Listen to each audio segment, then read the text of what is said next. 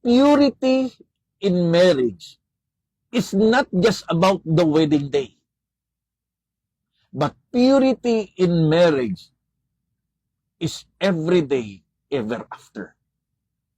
Kapag pinag-uusapan po natin ang kasakdalan, kabanalan, at purity ng pagsasama ng mag-asawa, hindi lang ito sa panahon ng kasalan. Ito'y sa panahon ng araw-araw nating pagsasama. So sa lahat ng mga mag-aasawang struggle sa pillar of purity, simple lang ang gagawin natin. Isuko mo sa Diyos ang iyong puso. Isuko mo sa Diyos ang iyong mga salita. At isuko mo sa Diyos ang iyong mga gawa.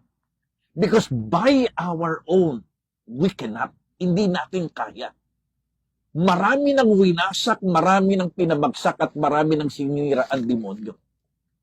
Huwag na tayong madagdag pa.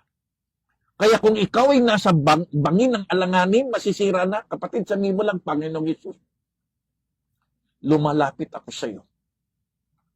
Patawarin mo ko sa mga impurity ng aking puso, impurity ng aking mga salita, at impurity ng aking mga gawa.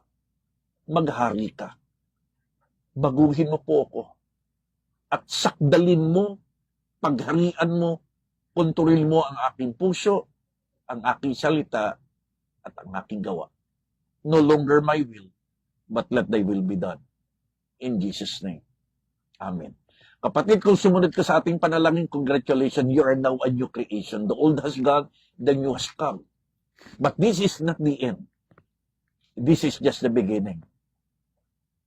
Kaya kung nais mong patuloy kang maipanalangin at makapag-aral ng salita ng Diyos, pwede tayong mag-online, pwede tayong mag-on-site.